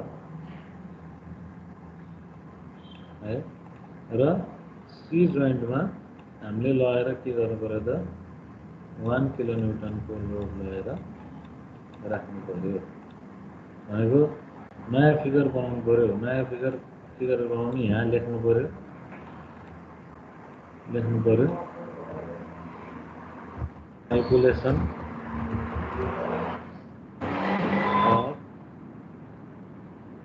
A forces लेख्नु पर्यो र सी जोइन्टमा हामीलाई भर्टिकल डिफ्लेक्सन खोजेको भएर सीमा युनिट लोड लगाएर राख्यौं अब यसले गर्दाखेरि रिएक्सनहरु यसमा कति आउँछ दुईटा सपोर्टमा अब यो त सिमेट्रिकल हो यो त सिमेट्रिकल भयो नि सिमेट्रिकल भइसकेपछि यो त दुवैतिर बराबर डिस्ट्रिब्युट हुने भयो यो 1 किलोन्युटन भनेपछि रिएक्सन एट ए भनेको 0.5 आउने भयो र रिएक्सन एट बी भनेको कति आउने भयो त 0.5 आउने भयो है अब म यो चाहिँ तपाईहरुलाई यसमै देखाउँछु है त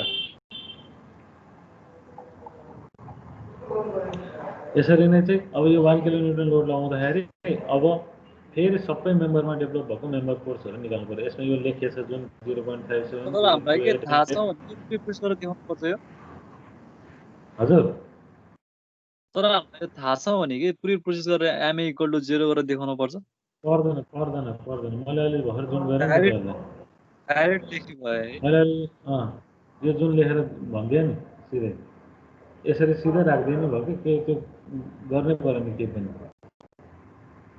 है किनभने यो त लेन्दी हुन्छ त्यो लेख्न थाल्यो भने त टाइम खायो नि त है त्यो परेन अब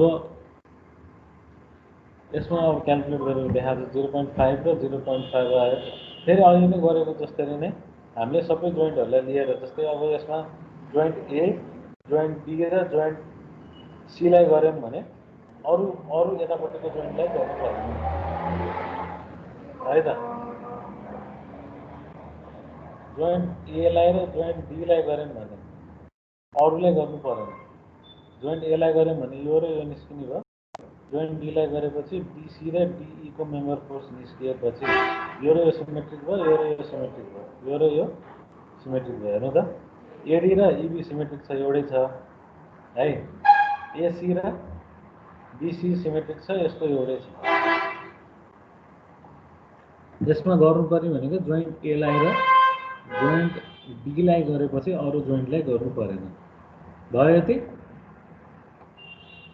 जोइन्ट ए लाई गर्दाखेरि मेम्बर फोर्सहरू एडीमा आएको मेम्बर फोर्स भनेको यो भयो 0.577 आयो र एसीमा आएको मेम्बर फोर्स 0.2855 भयो एडी र एसीमा है। त्यसपछि जोइन्ट कुनमा गरेछ, जोइन्ट डीमा गरेछ। जोइन्ट डीमा गर्दाखेरि आएको मेम्बर फोर्स एफडी र एफडीसी आइसकेपछि हामीले इक्वेट गरेर चाहिँ अरूलाई पनि सेम त्यही हिसाबले चाहिँ राख्न सकियो। यतिसम्म केही कन्फ्युजन छ र?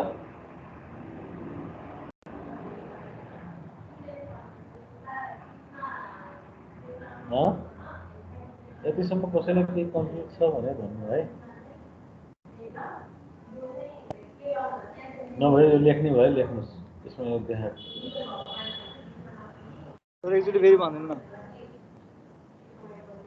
यसमा हामीलाई प्रब्लमले के भनेछ भने भर्टिकल डिफ्लेक्सन एट, हामीले अरू पनि प्रब्लम हेर्छौँ, अहिले चाहिँ भर्टिकल डिफ्लेक्सन एट सी भनेर सोधेछ हामीलाई। हाम्रो मेन सुरुमा प्रब्लम सल्भ गर्ने बेलामा हाम्रो मेन हामी कुन टार्गेटमा कुन ठाउँमा पुग्ने हो भन्ने कुरा चाहिँ थाहा हुनुपर्छ है। हाम्रो मेन टार्गेट भनेको हामीले निकाल्नु पर्यो युनिट लोड मेथड युज गरेर कुनै पनि जोइन्टमा डिफ्लेक्सन सोध्छ भने हाम्रो मेन टार्गेट भनेको फाइनल रिजल्ट भनेको हामीले गर्नुपर्ने रिजल्ट भनेको समेसन पी KPL/AE निकाल्नु पर्यो भन्ने कुरा थाहा पाउनु पर्यो है। सुरुमा क्वेसनले भर्टिकल डिफ्लेक्सन एट कुनै पनि जोइन्ट भनेर सोध्छ ट्रसमा भने हाम्रो फाइनल रिजल्ट भनेको यसमा पुग्नु पर्यो भन्ने कुरा हामीलाई थाहा हुनु पर्यो र यसमा यो के र पी भनेको के हो भन्ने कुरा थाहा पाउनु पर्यो। के भनेको के हो त, जुन जोइन्टमा डिफ्लेक्सन सोध्छ त्यो जोइन्टमा अब भर्टिकल डिफ्लेक्सन सोध्छ भने भर्टिकल लोड, होरिजोन्टल डिफ्लेक्सन सोध्छ भने होरिजोन्टल लोड, त्यो चाहिँ भयो। लोड लगाउनु पर्यो युनिट लोड, यो जुन हामीले के सिस्टम के फोर्सेस निकालेको थियौँ नि त्यो चाहिँ के भयो त युनिट लोड जुन जोइन्टमा सोधेछ त्यसमा लगाएर डेभलप भएको मेम्बर फोर्सेसहरू हो यो के भनेको चाहिँ। र पी भनेको अघि सुरुमा हामीले निकालेको गिभन लोडिङले गर्दाखेरि डेभलप भएको मेम्बर है। यो भइसकेपछि अब फाइनल रिजल्ट यसमा पुग्न छ, त्यसैले गर्दाखेरि हामीले ट्रसलाई दुईचोटि सल्भ गऱ्यौँ। दुईचोटि भनेको के भयो त, एकचोटि यो गिभन लोडिङले गर्दाखेरि यो सबै मेम्बर फोर्सहरू यिनीहरू यो मेम्बर फोर्सहरू निकाल्यौँ है। त्यसपछि फेरि हामीलाई जोइन्ट सीमा भर्टिकल डिफ्लेक्सन सोधेछ, त्यही भएर जोइन्ट सीमा यहाँ युनिट 1 किलोन्युटन लोड लगायौँ र गिभन एक्सटर्नल लोडलाई चाहिँ हामीले हटाउँछौँ र त्यसले गर्दाखेरि डेभलप भएको मेम्बर फोर्स के फोर्स निकाल्छौँ क्या है। अब यो ट्रसमा हेरौँ त, यो ट्रस के छ, सिमेट्रिकल छ। किन सिमेट्रिकल छ, यहाँ लोड 1 किलोन्युटन लोड लगाउँदाखेरि अब यो एडी मेम्बरमा जति मेम्बर फोर्स डेभलप हुन्छ बीमा त्यति नै हुने हो र एसी मेम्बरमा जति डेभलप हुन्छ सीमा त्यही हुने हो। डीसी मेम्बरमा जति मेम्बर फोर्स डेभलप हुन्छ सीई मेम्बरमा त्यति नै मेम्बर फोर्स डेभलप हुन्छ है। यो लोड यहाँ नभएर यतातिर भएको भए चाहिँ फेरि पुरै क्यालकुलेट गर्नुपर्ने हुन्थ्यो होइन। ई जोइन्टको भर्टिकल डिफ्लेक्सन सोधेको भए, ई जोइन्टमा भर्टिकल डिफ्लेक्सन सोधेको भए हामीले इमै लगेर 1 किलोन्युटन राखिन्थ्यो कि है। अहिले सीमा सोधेछ त्यही भएर सीमा चाहिँ हामीले 1 किलोन्युटन राख्यौँ र सीमा राख्दाखेरि लोडिङ सिमेट्रिकल भएको भएर मेम्बर फोर्स पनि सिमेट्रिकल भएर चाहिँ डेभलप हुने भयो है त।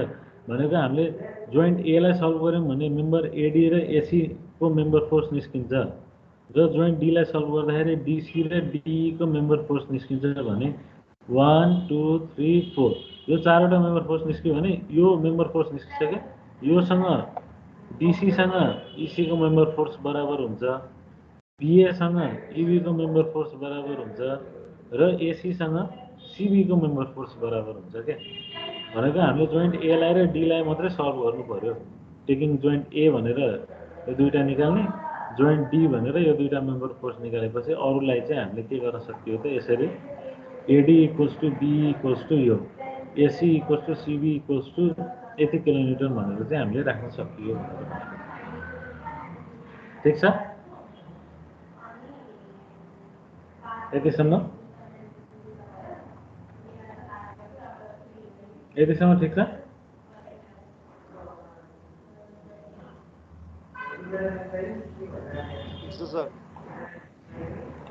ठिक छैन भने भन्नु है फेरि। साइनको कुरा त्यो माइनस लिनेको कुरा अलिअलि भनिदिनु न। कुनको साइनको कुरा भन्नु त? त्यो के नेगेटिभ आयो भने नेगेटिभै लिने के त?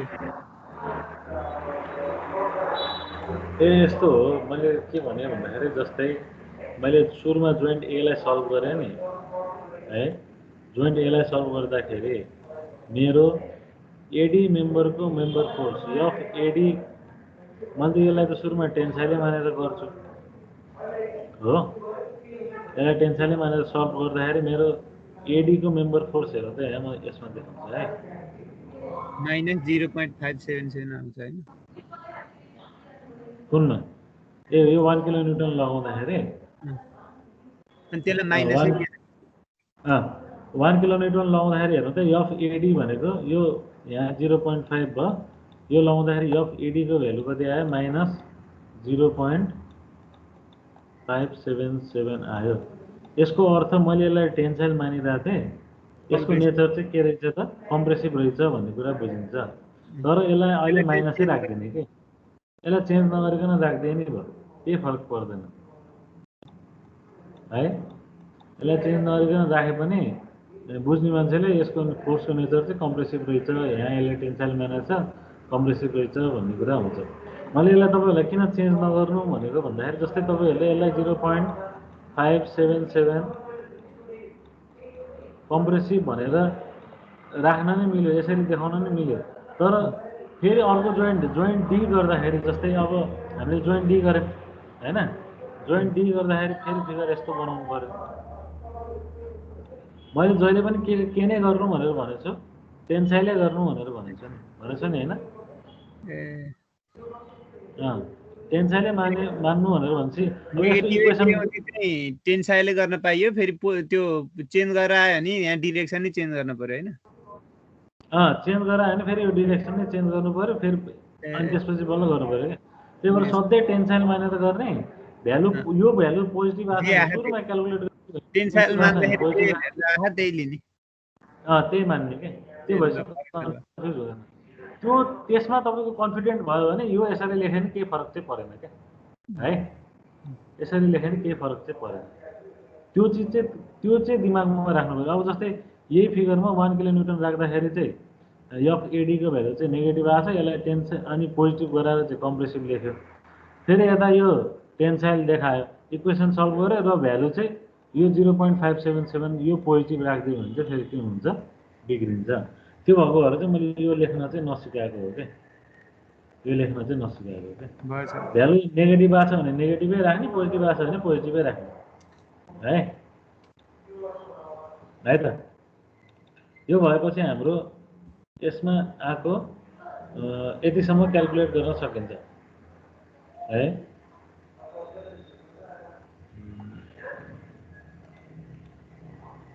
यतिसम्म क्यालकुलेट गर्न सकिन्छ है। अब हामीले हाम्रो फाइनल रिजल्ट भनेको के हो? हाम्रो फाइनल रिजल्ट भनेको क्वेसनले हामीलाई के सोधेछ? फाइनल डिफ्लेक्सन सोधेछ, डिफ्लेक्सन एट जोइन्ट सी भनेर सोधेछ। त्यसको लागि हामीले समिसन के इन्टु डेल एल निकाल्नु पर्यो हो।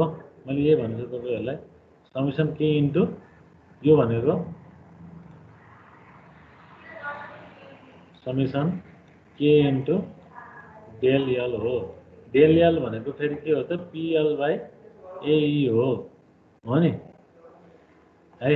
त्यो भएको अब हामीले टेबल बनाउनु पर्यो। हेर त यहाँ सबै मेम्बर लेख्नु पर्यो, member AC CD DE DC BC BE EC है, मेम्बर लेख्नु पर्यो। हरेक मेम्बरको लेन्थ पनि चाहियो, हरेक मेम्बरको लेन्थ पनि राखियो, हरेक मेम्बरको क्रस सेक्सन एरिया पनि चाहियो, हरेक मेम्बरको क्रस सेक्सन एरिया यो क्वेसनमा दिएछ। क्रस सेक्सन एरिया क्वेसनमा हरेक मेम्बरको क्रस सेक्सन एरिया भनेर 1000 mm² भनेर दिएछ। हामीलाई यहाँ मोडुलस अफ इलास्टिसिटी पनि थाहा छैन, थाहा छ कहिले कहिले के गरिदिन्छ? क्रस सेक्सन एरिया दिने बेलामा बटम मेम्बरको क्रस सेक्सन एरिया 1000 र टप मेम्बरको क्रस सेक्सन एरिया चाहिँ 500 भनेर पनि दिन सक्छ। त्यस्तो बेलामा फेरि यहाँ चाहिँ अहिले बराबर लेखेछौँ हामीले, यसमा चाहिँ सबैको क्रस सेक्सन एउटै लेखेछ, तर क्वेसनले कहिले कहिले त्यसरी फरक पारेर पनि दिन सक्छ। त्यति बेला चाहिँ केयरफुल हुनु पर्यो आफू। है। यो भइसकेपछि एरिया लेखियो। अब पी भनेको हामीले क्याल्कुलेट गरेको मेम्बरको मेम्बर फोर्स भयो। पोजिटिभ आएको छ भने पोजिटिभ लेख्ने हो, नेगेटिभ आएको छ भने नेगेटिभ लेख्ने हो। जस्तै मेम्बर एसीको मेम्बर फोर्स कति आएको छ त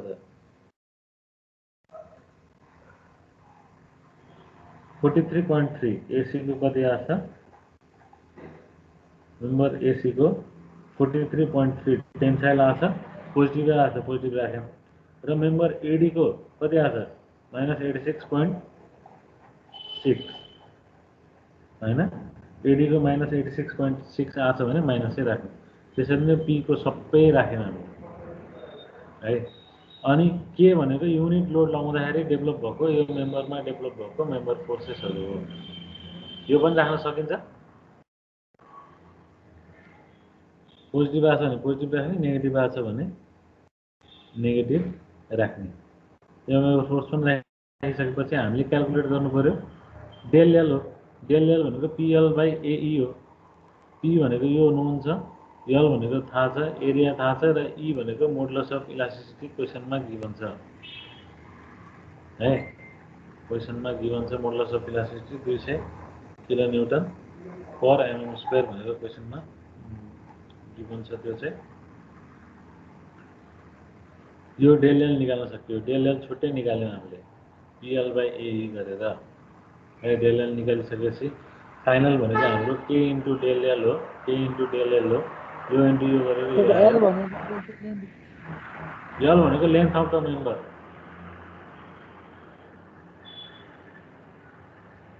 एल भनेको लेन्थ अफ द मेम्बर, यो लेन्थ भयो।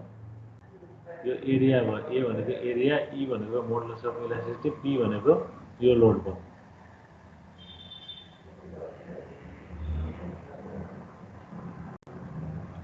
ठिक छ हैन यतिसम्म?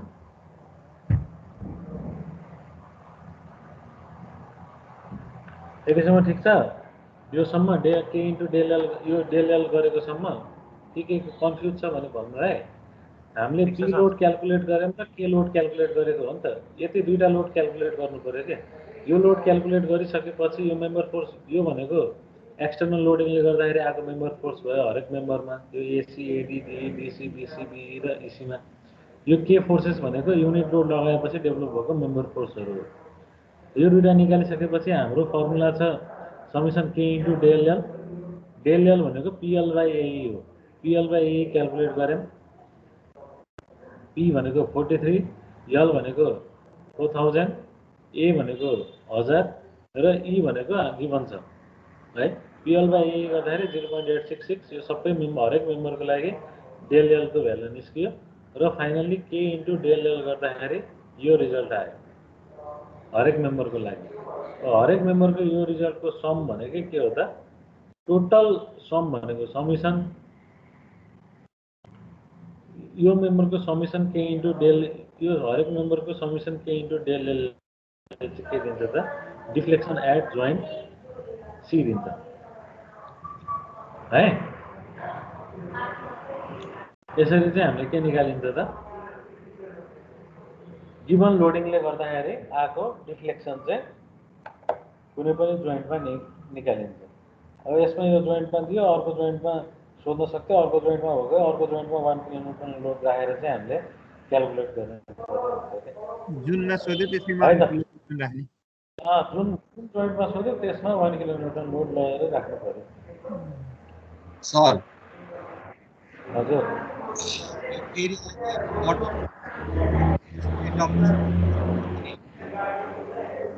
हजुर हजुर एरिया के बटममा छुट्टै टपमा छुट्टै भन्छ, दुईटा छुट्टै भ्यालु दिन्छ भन्नुभएको थियो नि। त्यो कन्डिसनमा यो दुईटा जोइन भएको तलबाट माथि यस्तो जोइन भएको थियो उसलाई चाहिँ त्यो चाहिँ कुन कुन गर्ने भनिदिनु एकचोटि। बटन कुन मान्ने, टप कुन मान्ने भनेर। यस्तो हो जस्तै एडीको चाहिँ के मान्ने के सर हो? होइन बटमको छुट्टै टपको छुट्टै भनेर स्पेसिफाई नै गरिदिन्छ। जस्तै बटम मेम्बरको 500 mm स्क्वायर, टप मेम्बरको 1000 mm स्क्वायर र इन्क्लाइन मेम्बर भनेर भन्छ यसलाई भन्यो भने। इन्क्लाइन मेम्बर भनेर भन्छ। जस्तै यहाँ अर्को इक्जाम्पलमा के छ हेरौँ है त। यसमा भनेको चाहिँ के छ कि यसमा चाहिँ area of cross section of each member भनेर रहेछ, तर फरक फरक चाहिँ दिएको रहेछ। त्यस्तो कुनै रहेछ भने म त्यो इक्जाम्पलको फोटो चाहिँ तपाईँहरूलाई म राख्नु है त। आजलाई यति नै गरौँ होइन। यसको स्क्रिनसट लिनु चाहिँ ल। समेसन केडीएल ले डिफ्लेक्सन हो डाइरेक्ट लोडिङको केसमा। समेसन डाइरेक्ट लोडिङको केसमा समेसन के इन्टु डिएल नै डिफ्लेक्सन हो हाम्रो। Thank you sir. है त, यो स्क्रिनसट गर्नु अनि तपाईँहरूले क्यालकुलेट गरेर राख्नु है त।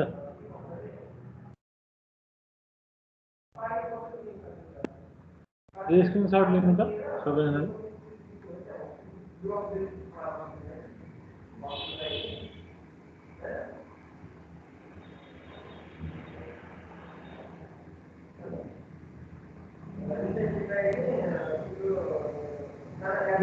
सबभन्दा लामो यो अझै अब यसमा टेम्परेचर र मिसफिट आयो भने हाम्रो टेबल यत्रो बन्छ के। टेम्परेचर र मिसफिट आएको केसमा हाम्रो टेबल यत्रो हुन्छ। यो टेबल बनाउनलाई कति बेर लाग्छ होइन? सर यो 15 मार्क्सको होइन एउटा क्वेसन?